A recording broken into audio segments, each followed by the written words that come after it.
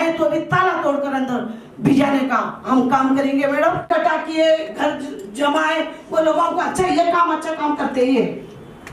मगर मैं Ruby madam और सुल्ताना मैडम का बहुत शुक्रगुजार हूँ जो मुझे ये मौका मिला है। के साथ तो वो बाहर कर दिया ना कि अब रिसेंटली वो शादी भी कर लिया।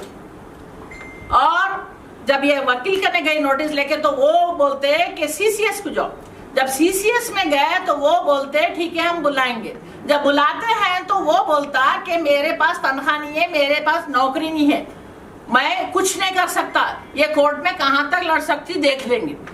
तो मेरा ये सवाल है कि ये 3 बच्चों का क्या होगा। फिलवक्त एक भाई के घर में ये एक कमरे में पड़े भी है, तो इसको खाना कौन, मेरा सवाल ये खाना कौन देगा बच्चों को, और इनकी फीस कौन बनेगा, और ये पढ़ेंगे कैसा, इनका फ्यूचर का क्या है। तो ऐसे 3 बच्चे यहाँ है। कई रोज यही प्रॉब्लम्स हम पेपर में भी देख रहे, पढ़ रहे भी।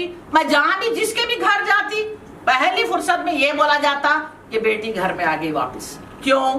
दौरी नहीं दिए, क्यों 5 तोले सोना नहीं दिए, क्यों दस्ती नहीं दिए, क्यों बनियन नहीं दिए। ये छोटे छोटे प्रॉब्लम्स लेकर अगर एक बेटी घर पे बैठ जाती है तो वो घर का होगा क्या। अगर बच्चों के साथ बैठती है तो बच्चों का क्या होगा। तो ये मुद्दे को हम, बड़ी खुशी की बात है कि ये हमको केस आ ही गया हमारे सामने, तो सारे लेडीज मिलके तैयार हो गए कि हम इसको जस्टिस दिलाएंगे। मंजुम सुल्ताना है, मेरे 3 बच्चे हैं, 2 बेटियां 1 लड़का है। मेरे शौहर जो है सो तकरीबन करीब 2 साल पहले ही घर से मैं ऐसी छुट्टियों में भाई के पास गई थी। उसके बाद हम वहाँ पर आए थे, भैया लेके जाओ, ऐसा बच्ची 1 हफ्ते से है बोलते, मैं नहीं लेके जाता, मैं बाद में आती हूँ बोल के ऐसे चले गए। फिर हम लोग जाने के लिए भी फ़ोन कर, जी आवाज़ नहीं आ रही थोड़ा सा। मेरा नाम सुल्ताना निखत है, मैं 10th क्लास में पढ़ती हूँ सेंट तेरेसा स्कूल में। हमारा स्कूल भी वहीं पे है जहाँ हमारे पापा रहते हैं। हमारे पापा हमारे को छोड़ दिए हमारी मम्मी के साथ। हम घर आते बोल रहे तो भी नहीं आना बोल रहे, 18 ईयर्स के बाद आना बोल रहे।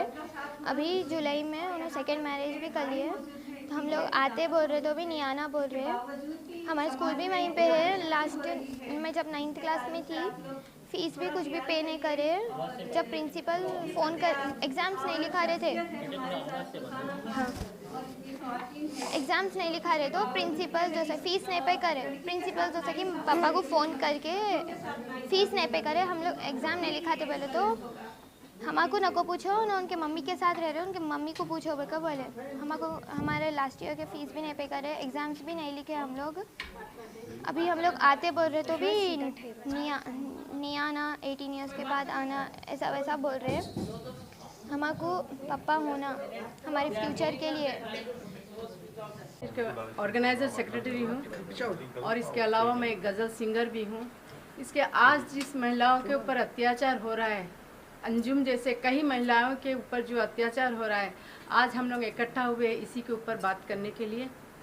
आज जो महिला जो आगे बढ़ना चाहती है, जिस तरह से तकलीफ़ झेल रही है आदमी को लेके, पहली बात तो आदमी के बिना औरत नहीं, औरत के बिना आदमी नहीं, मगर ये बात आदमी नहीं समझ सकते हैं। हर इंसान में मैंने महिलाओं को हमेशा कुछ ना कुछ दोष देख के उसको घर से बाहर कर बेघर कर देते हैं।